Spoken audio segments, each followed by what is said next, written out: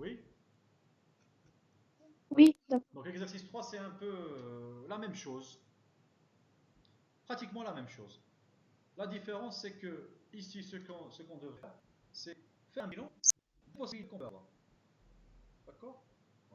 D'une manière générale, on va essayer de tracer les courbes d'intensité potentielle et voir quelle sera l'évolution, quelles seront les possibilités de réaction. Donc l'exercice 3, on nous demande de tracer le domaine d'électroactivité d'une solution CuSO4 et Hg2SO4 dans laquelle on plonge deux électrodes de platine. On suppose qu'il n'y a pas de réaction chimique, donc dans ce cas ce sont des systèmes donc, rapides, d'accord? Et on nous donne donc différentes réactions, d'accord?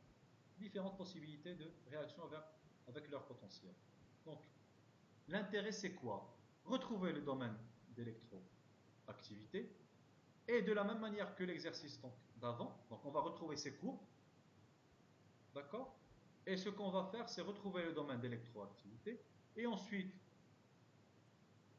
en fonction des différents potentiels qu'on vous a donnés, on va les mettre donc, sur cette courbe et voir est-ce que dans ce cas vous aurez réaction ou bien vous n'aurez pas de réaction. Est-ce que dans ce cas vous pouvez utiliser donc cette électrode pour mesurer ces différents couples redox, pour étudier ces différents couples redox ou pas. D'accord? Donc, il suffit donc d'essayer de tracer donc ces courbes. D'accord?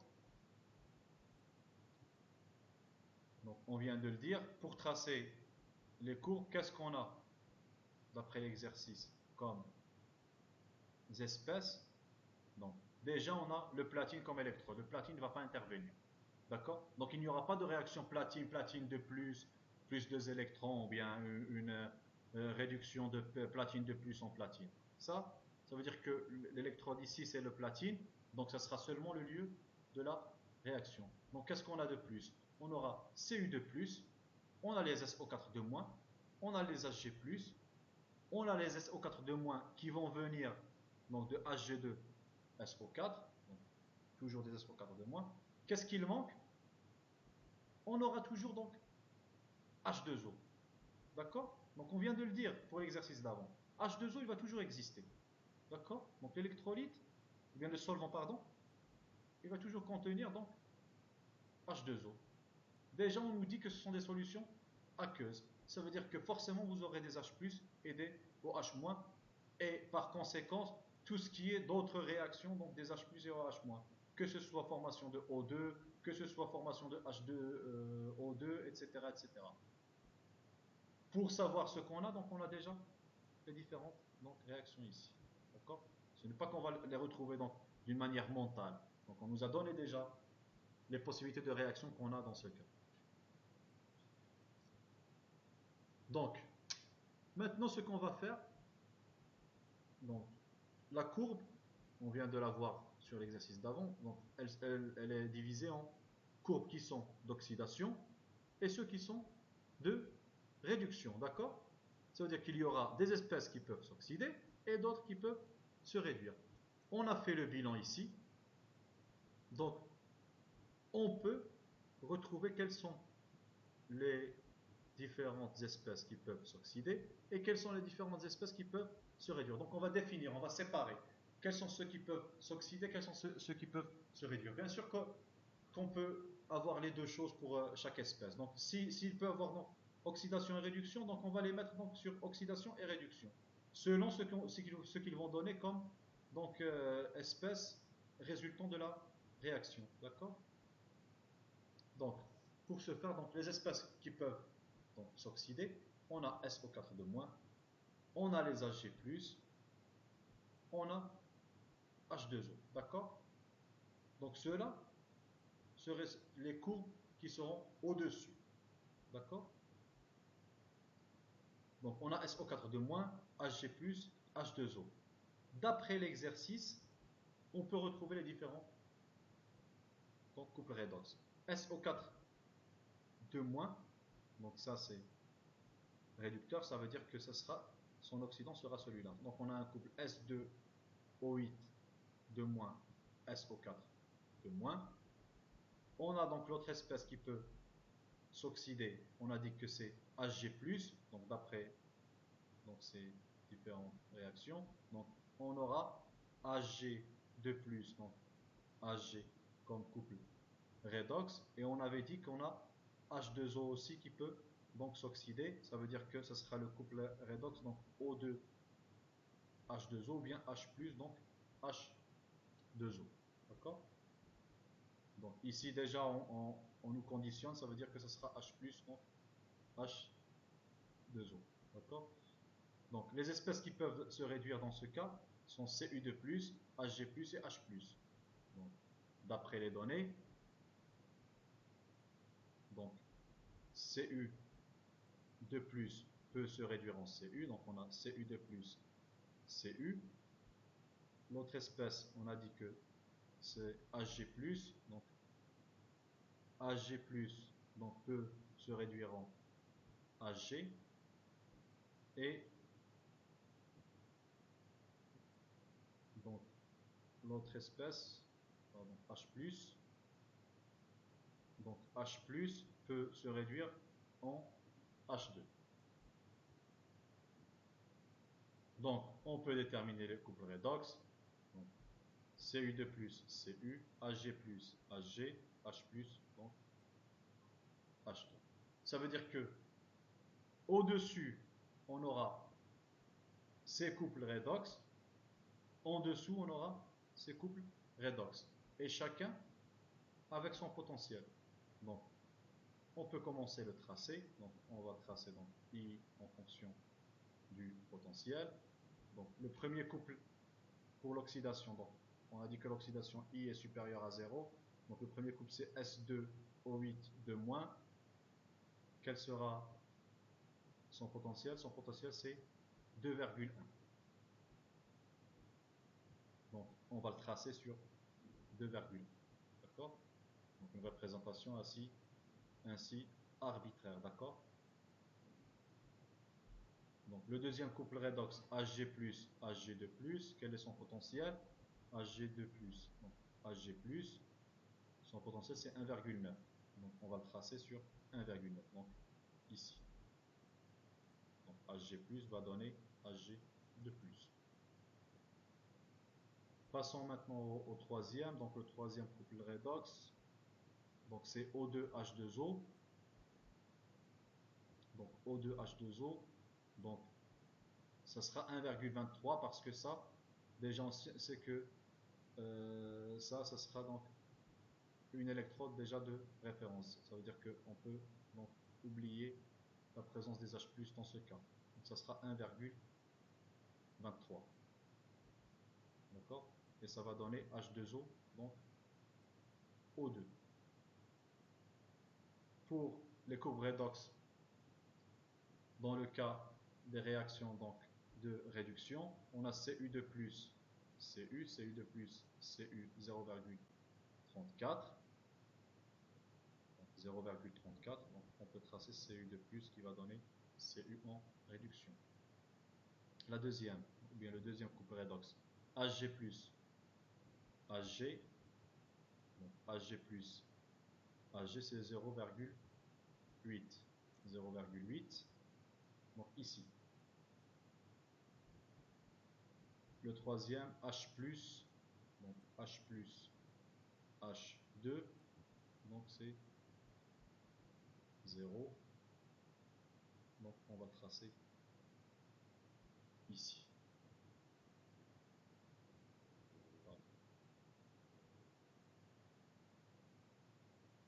D'accord? Donc, et comme ça, on a pu donc tracer les différentes courbes donc redox, d'accord? Qu'est-ce qu'il me manque? Il me manque une chose, il me manque les Cu de plus, il me manque ici pardon, ici il me manque un couple, d'accord? Donc sur la correction, il me manque le couple Cu de plus, Cu+, d'accord? Donc Cu de plus, Cu+, si vous venez ici, donc Cu de plus, Cu+, c'est une réduction, donc c'est 0,15, vous pouvez donc le tracer donc Ici, vous avez Cu de plus, Cu plus. Donc, est-ce qu'on a terminé? Jusqu'à maintenant, ce qu'on a fait, c'est tracer d'une manière arbitraire les différentes courbes, donc Oxrad et les courbes donc intensité potentielle. Qu'est-ce qu'il nous manque maintenant? Il nous manque de retrouver le domaine d'électroactivité. Quel sera le domaine d'électroactivité à votre avis? Donc vous avez la réponse, mais pourquoi? C'est ça la question.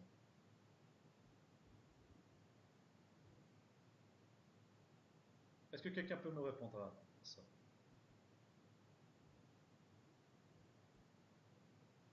Donc, imaginez que vous avez... Pardon, je vais essayer d'utiliser le tableau.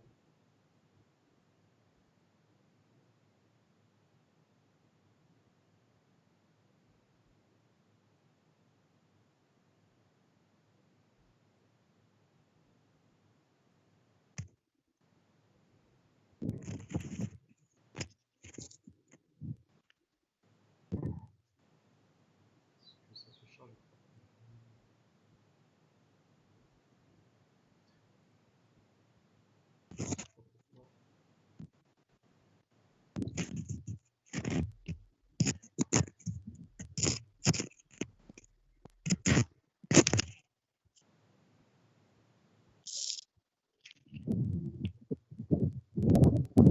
Pourquoi ça ne marche pas donc, le tableau?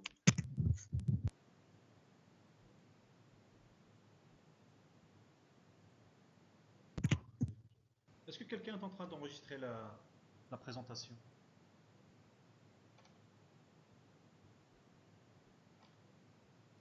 Ou bien la conférence? Je crois que quelqu'un est en train d'enregistrer.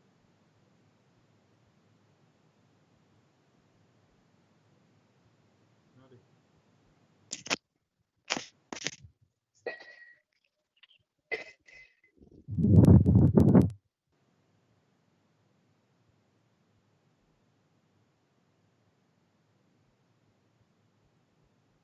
Est-ce que vous recevez le message d'accepter le tableau? Vous le recevez? Vous devriez accepter. Non, Vous devriez accepter le tableau. non.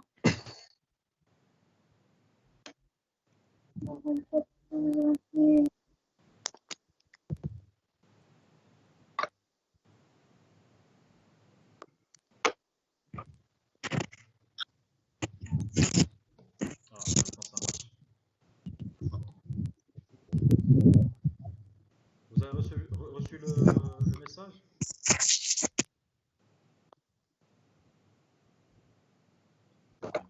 Jusqu'à maintenant, j'ai rien reçu Est-ce que personnellement. vous pouvez voir maintenant Non, monsieur. est-ce que vous pouvez voir le tableau maintenant? Je ne sais pas que vous pouvez le voir. D'accord? Donc, Oui, monsieur. Oui, monsieur. on a dit que donc, on a une solution où on a donc, je m'excuse pour la manière d'écrire, mais bon, j'essaie de faire de mon mieux. Donc, on a Hg plus les SO4. Donc, 2 moins. Et on a les Cu de plus.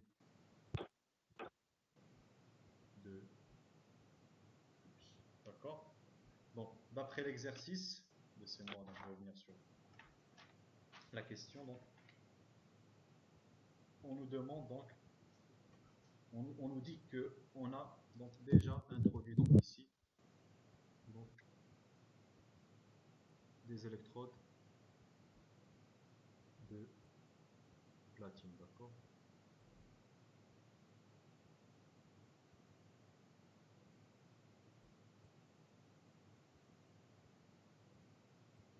D'accord?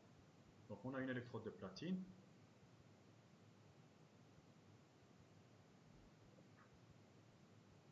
Ça, introduite ici. Donc ici, qu'est-ce qu'on a de plus? On aura H2O, d'accord?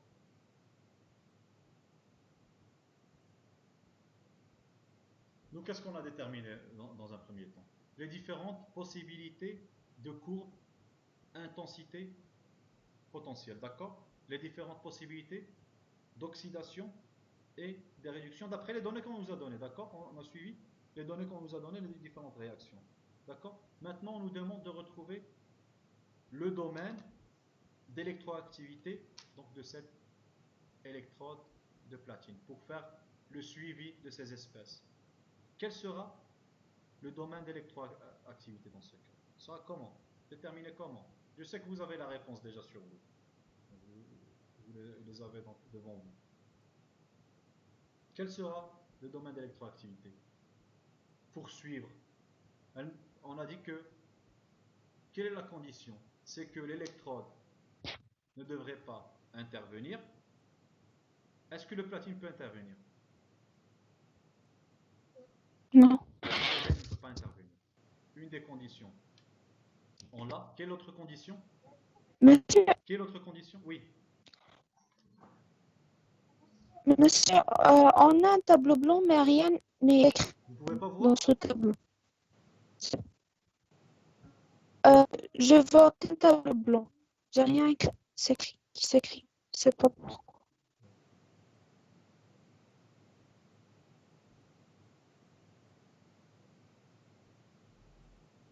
Je ne sais pas pourquoi. Vous devriez accepter, je crois. Vous devriez accepter. Quand vous allez recevoir le message de tableau, donc que je suis en train de partager le tableau, vous devriez l'accepter. Si vous ne l'acceptez pas, vous ne pouvez pas voir. D'accord? Donc ça se télécharge, je crois, je l'espère bien. Je suis en train de... Allez, comme ça. Maintenant, vous devriez donc l'accepter.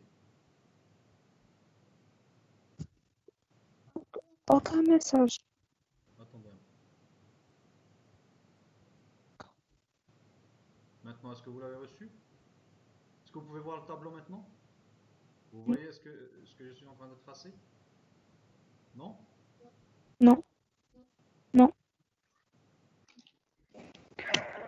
Si on voit le tableau, mais on voit pas quand tu écris quelque chose. Comment faire ça? Monsieur, j'ai pas reçu le message que tu as dit. Comment?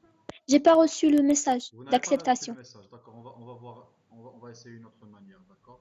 Laissez-moi un moment, juste pour voir si je peux donc faire ça sur... D'accord. Donc attendez, je vais maintenant, donc, je vais partager au lieu du tableau, je vais partager donc un Paint. Attendez, je vais partager mon bureau pour que vous puissiez voir ça. Très bien. Donc, est-ce que vous voyez maintenant Paint? Oui, J'espère que je vais bien oui, faire les oui, choses, parce monsieur. que sinon, Paint, c'est pas la même chose, hein. C'est plus difficile. D'accord?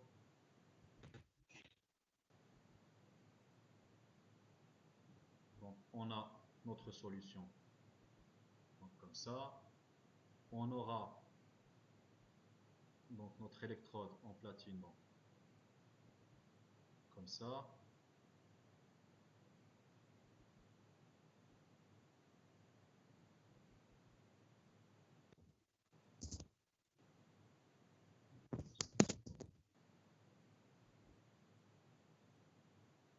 D'accord? Donc, notre électrode.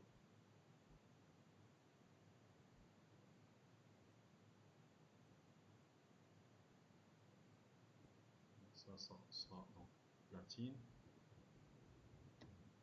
Ah, c'est mieux. C'est un peu mieux que ce que je faisais avant. Donc, ça, c'est notre électrode de platine.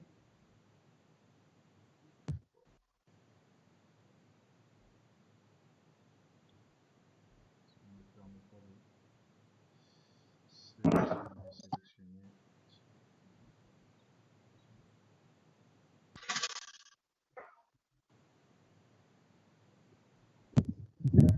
Pas aussi facile, hein.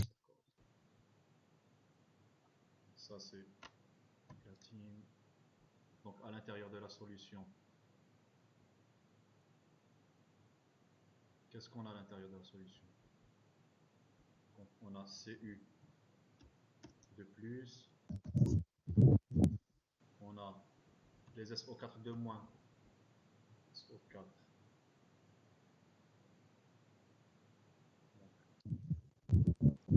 de moins, on va mettre comme ça, qui vont venir d'ici de Cu de plus, et ceux qui vont venir de Hg de plus, d'accord? Et en plus, on a quoi? On aura H2O, H2. d'accord?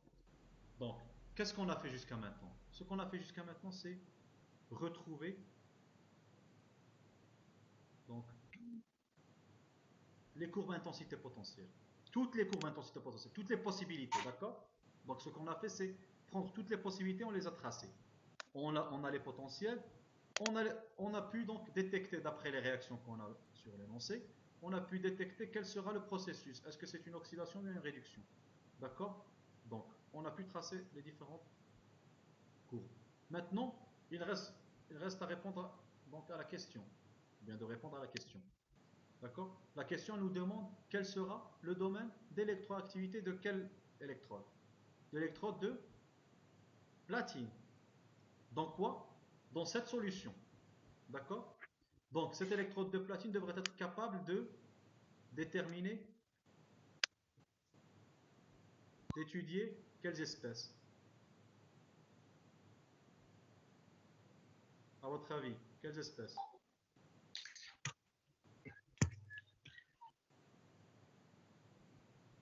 Hg+, Cu2+, SO4 de moins. Et H2O, oui ou non? H2O, non.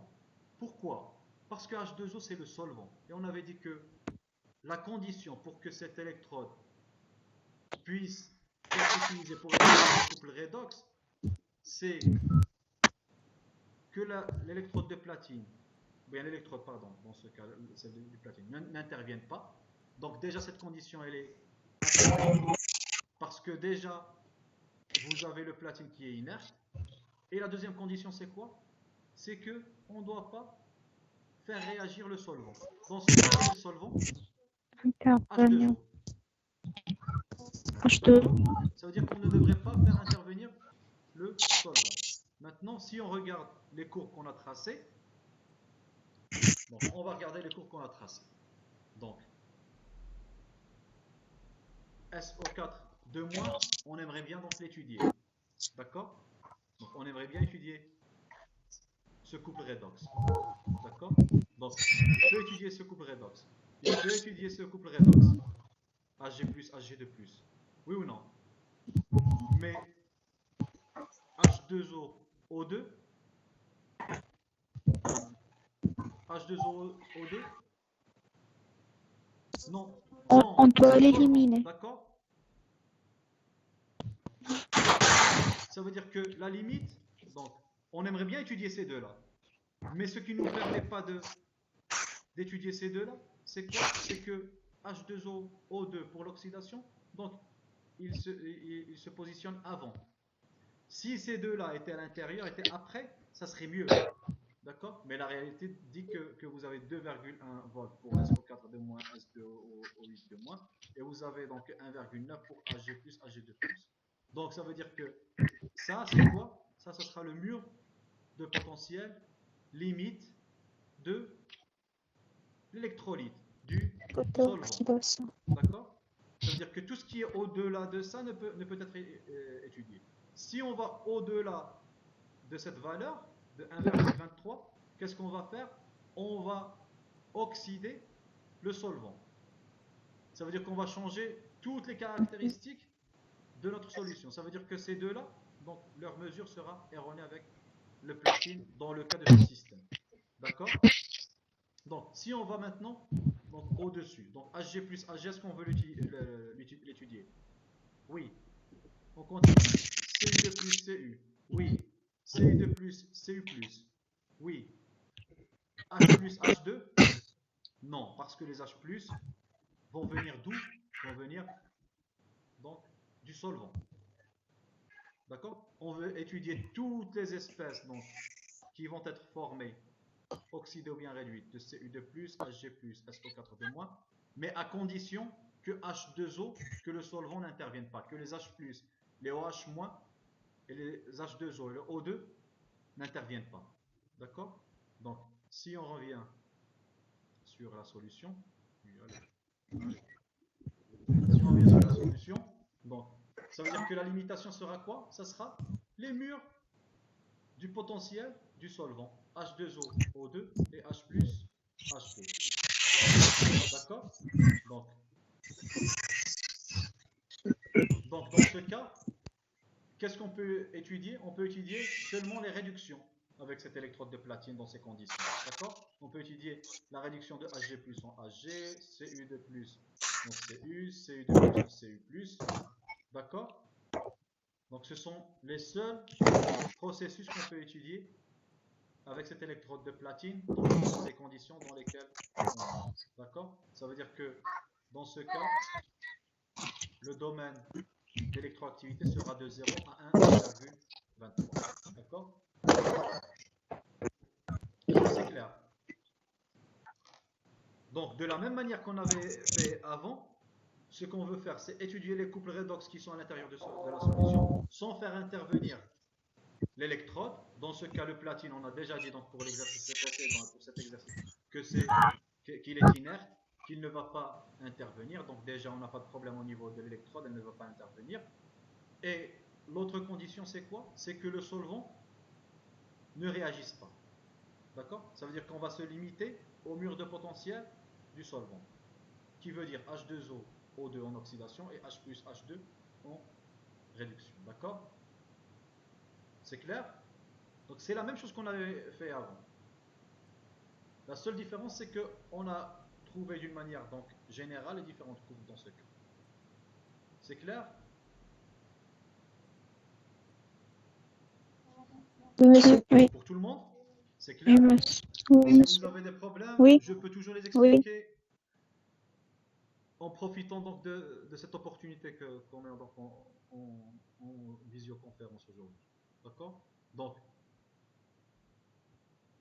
on va dire que l'essence de cet exercice, c'est comment retrouver ces courbes intensité potentielle, comment retrouver quelles seront les espèces qui vont s'oxyder, quelles sont les espèces qui vont se réduire, comment les tracer donc d'une manière générale, parce qu'ici, vous n'avez pas donc des valeurs qui sont précises des I, d'accord? Donc vous savez que vous aurez oxydation, ça sera comme ça, vous aurez réduction qui sera comme ça, d'accord? Mais à la fin, je vous mets donc une remarque ici qui est très importante.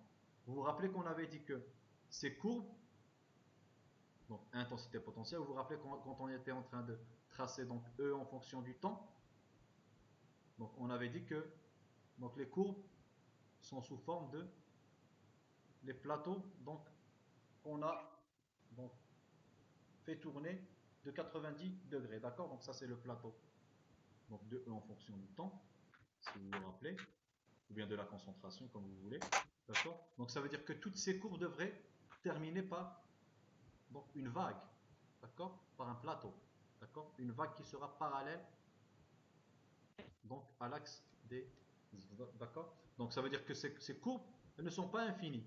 Pourquoi elles ne sont pas infinies? La diffusion? Parce qu'elles dépendent, ces courants de diffusion, elles dépendent de la concentration de la solution. Au moment où la concentration de la solution, au moment où vous arrivez au courant de diffusion, à la valeur du courant de diffusion, ça veut dire que vous n'avez plus d'espèce qui peut réagir, d'accord? Ça veut dire que vous allez donc terminer le processus, d'accord? Donc c'est, comme tu viens de le dire, donc le courant de diffusion, c'est que vous êtes arrivé au maximum de concentration dans la solution donc, de cette espèce donc H2O, d'accord? Très bien. Donc, si vous avez compris ça, c'est bien. D'accord? Donc ici je le dis, je vous dis que puisque c'est en général, je vous dis que donc je n'ai pas représenté donc la fin du processus, mais normalement le processus devrait toujours se terminer par donc une valeur de I qui sera donc parallèle, donc cette courbe elle sera parallèle, ce plateau il sera parallèle donc à l'axe des X, d'accord? Si on passe maintenant à la deuxième partie de la question, de l'exercice, pardon. Donc la deuxième question, B. Que se passe-t-il lorsqu'on applique entre les deux électrodes une différence de potentiel égale à 0,6, 1 volt et 1,4. D'accord? Donc maintenant, on a déterminé, on avait déterminé dans ce cas le domaine d'électroactivité. D'accord? Donc maintenant, si on applique un potentiel, donc si on applique un potentiel, donc ici, ce potentiel, ça sera quoi? Ce potentiel sera quoi? La différence de potentiel, c'est quoi en électrochimie?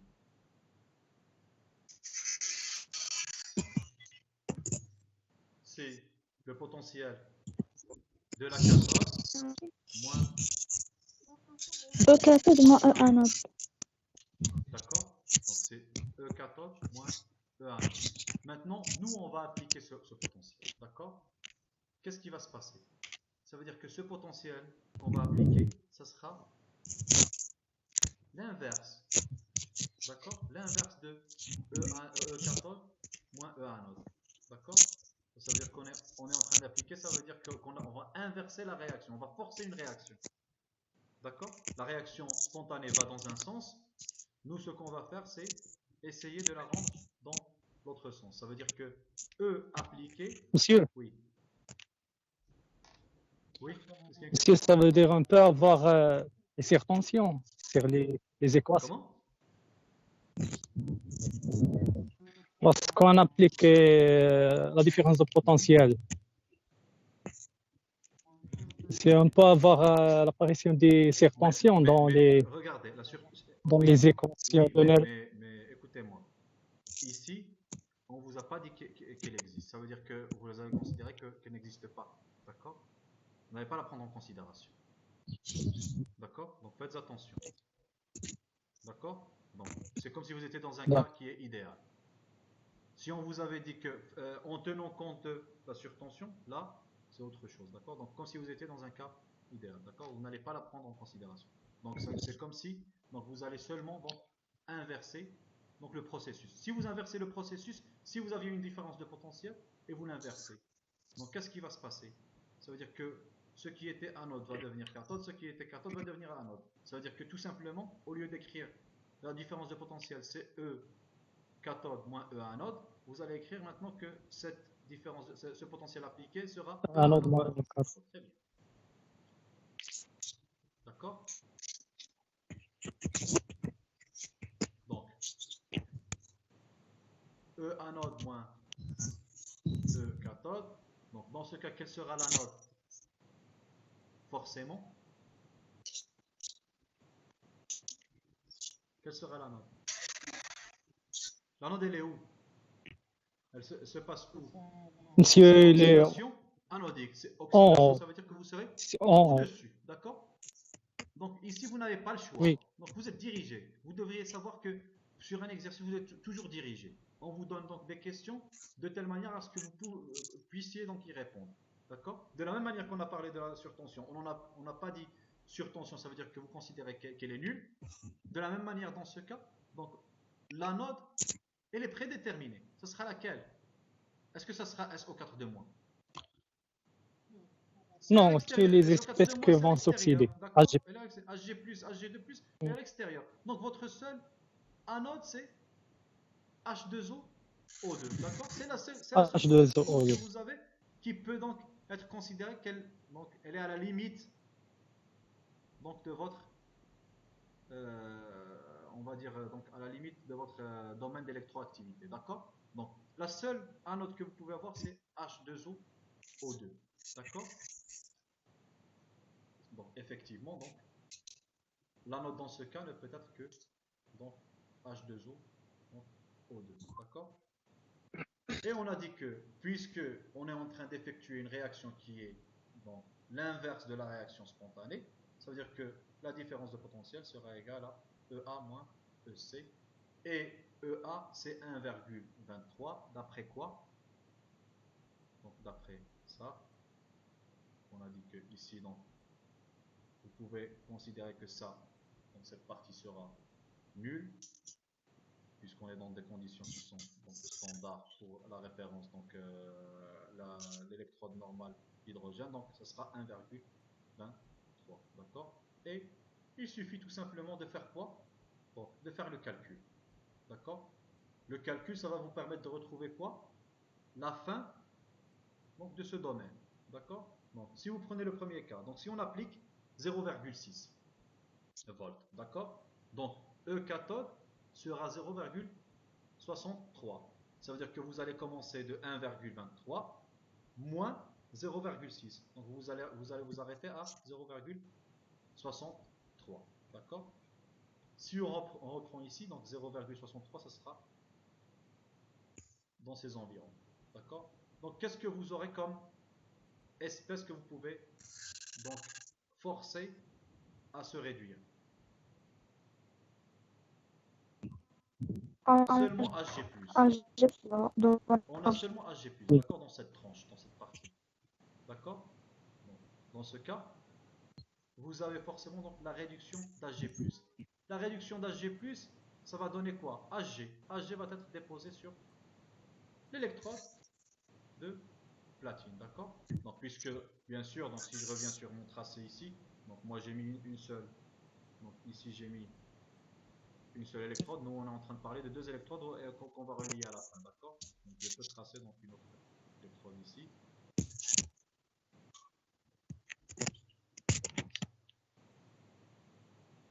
Elle aussi en platine. Donc vous aurez dans un sens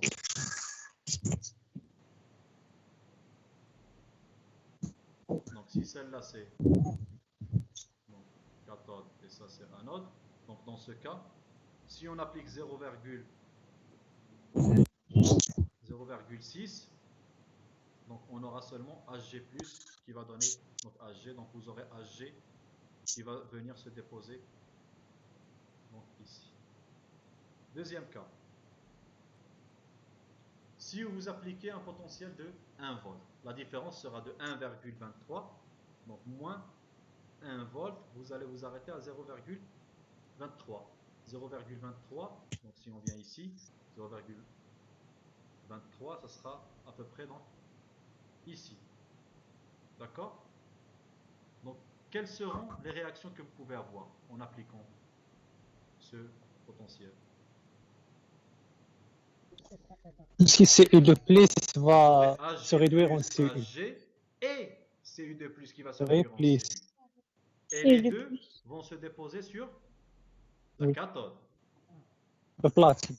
Le platine. Les deux, ce sont deux électrodes de platine, d'accord? D'accord? Oui. On vous a dit que vous allez donc submerger deux. Et ensuite, donc, quand vous appliquez votre potentiel, donc une va se comporter comme un autre, l'autre va se comporter comme cathode, d'accord?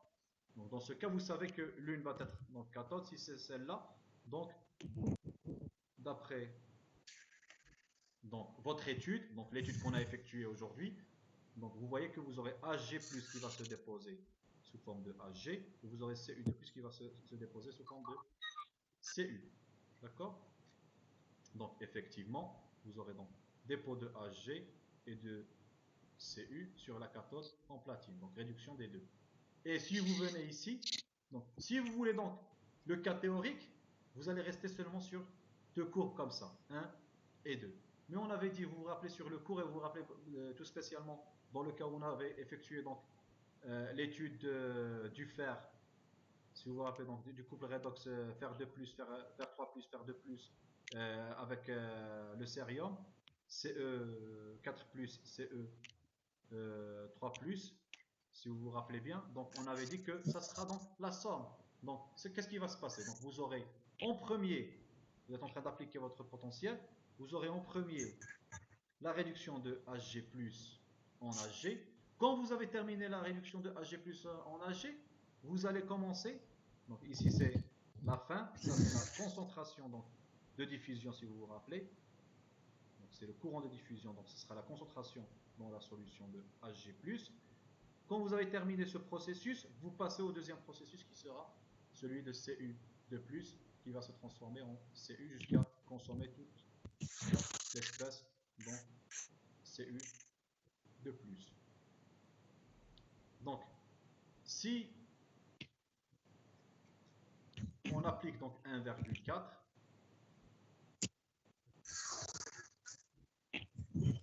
donc vous allez arriver jusqu'à, la valeur c'est combien? Moins 0,17, donc vous allez arriver jusqu'ici. Donc ce que vous allez faire, vous allez rentrer aussi dans ce cas, dans quoi? Dans la réduction de Cu2+ en Cu+, et la réduction de votre solvant. Ici, vous êtes en train de consommer votre solvant. D'accord? Mais par application de potentiel. D'accord? Donc ici, donc, vous allez continuer donc la réaction.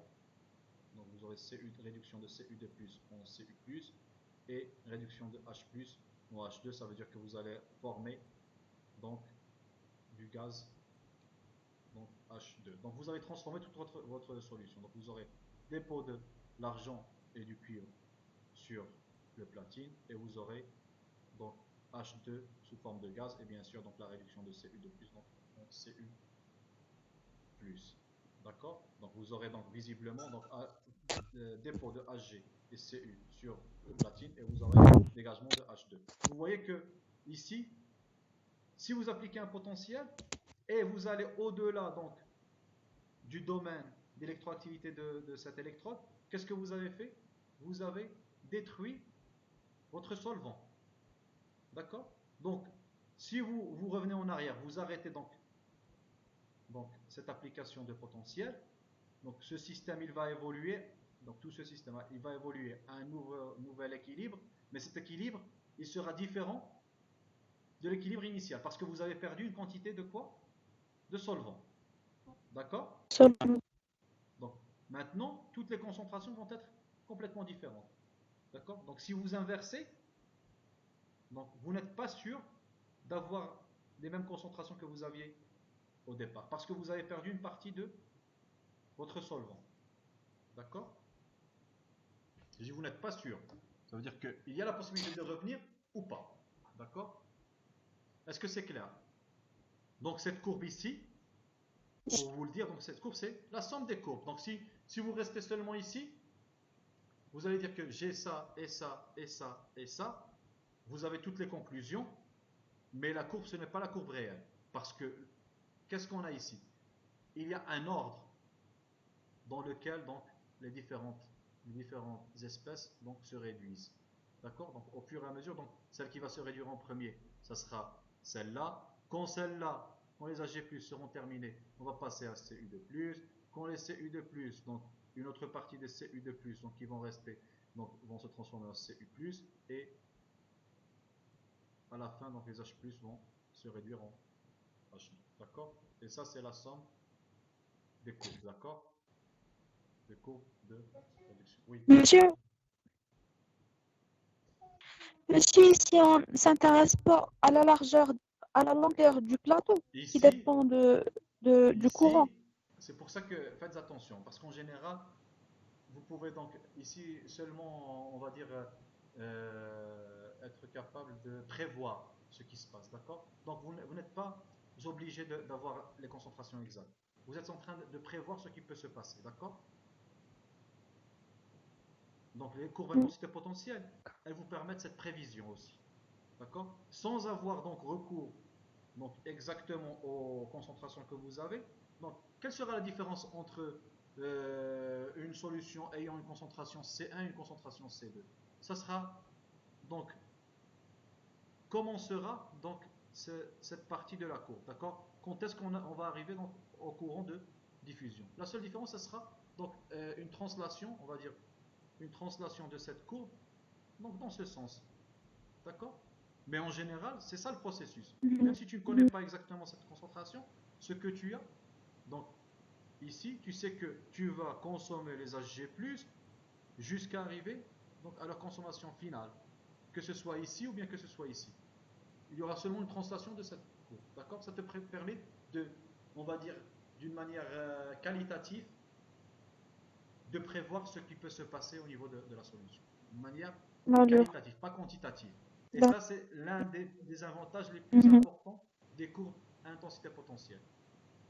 Moi, chaque année, donc, pour les examens, pour les contrôles, en général, je donne une question, donc donnez qualitativement ce qui va se passer. Qualitativement, ça veut dire que vous allez tracer quelque chose comme ça. Vous n'avez pas besoin de connaître les concentrations pour savoir ce qui peut se passer. D'accord? Donc la seule différence entre une concentration C1 et C2, ça sera la durée donc, de ce processus jusqu'à arriver ici. D'accord? Une aura un T1 et l'autre aura un T2 par exemple par ici. Si la concentration pour C2 est inférieure à C1. Donc, imaginons qu'on a C1 et C2. Si C1 est supérieur à C2, donc vous aurez pour C1 ce plateau. Pour C2, vous aurez un plateau comme ça. D'accord? Un plateau qui va apparaître avant. D'accord? Donc qualitativement, vous pouvez donc dire ce qui peut se passer. Si j'applique ce potentiel, j'aurai ça et ça et ça, sans connaître exactement la concentration que j'ai. D'accord? C'est clair? Oui. Pour tout le monde? Est-ce qu'il y a des gens ici ou bien on est seulement 2 ou 3? Oui, Oui, monsieur. Il y a combien de gens?